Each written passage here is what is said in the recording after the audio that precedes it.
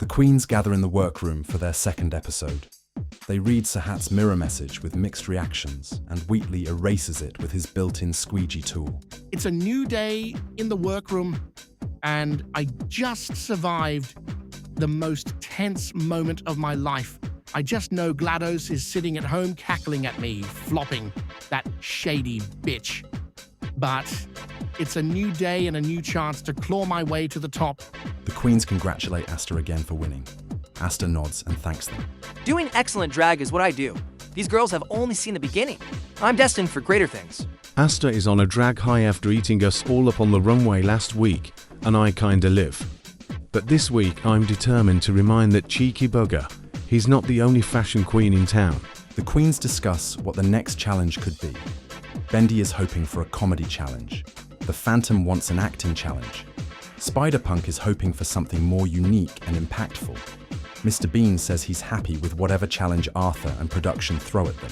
I don't believe in challenges that don't translate to the bigger picture of drag as protest. Call me a Debbie Downer, but I stand by that. Actually, maybe I should try to let loose. We'll just have to see what kind of challenge it is and if I vibe with it. Versatility is the name of the game, and I'm very versatile. Before doing drag, I was a watermelon farmer, and before that a frog culturist.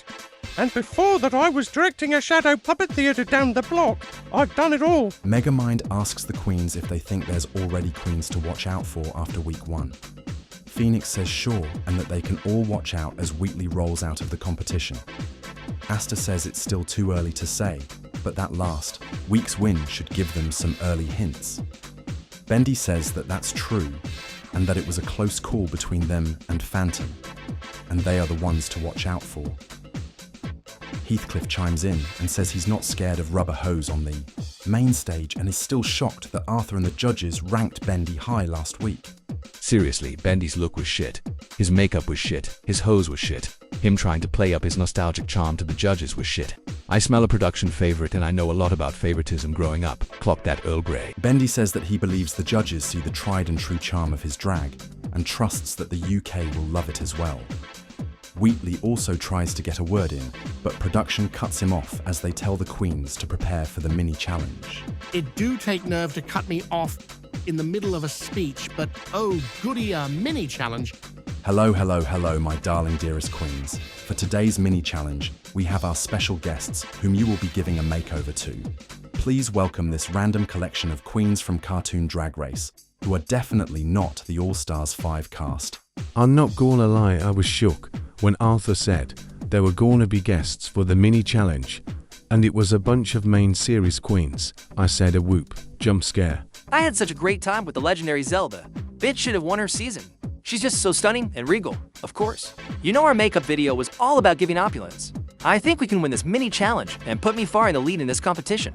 Boy, it's hilariously chaotic up in here.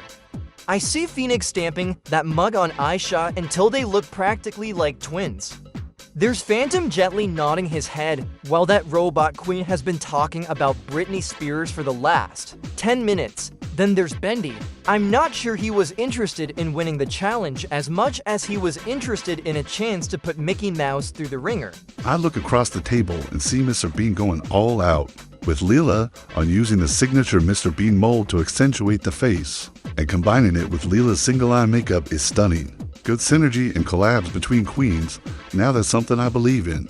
My god, Leela and Mr. Bean look stunning. I'm doing my best to terrestrialize good old Miss Jinx here to make her a fit to my Gross-themed mug, and we are camping it up. Spider-Punk, painted Che Guevara's face on Red Guy's ass and told. The audience drag is supposed to disturb. Such a revolutionary queen.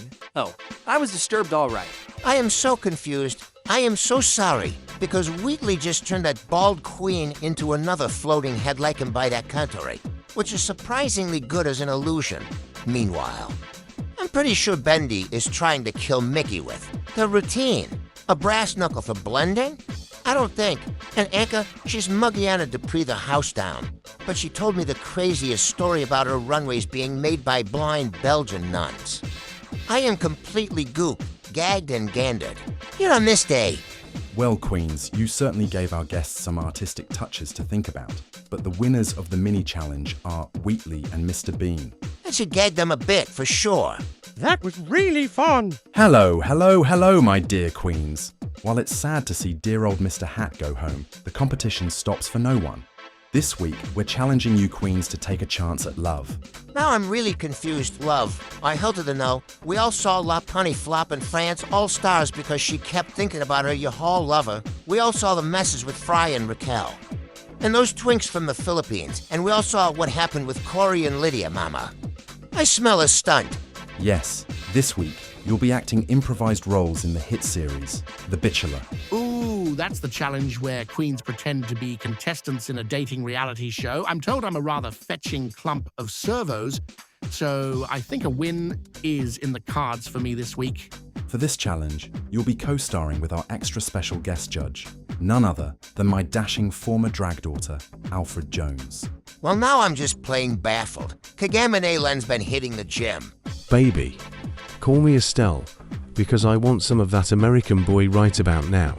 Now, you get 2 hours to prepare your characters and potential lines for the act, before we round you up for the taping. The queens wave goodbye longingly as Alfred and Arthur leave them to their work.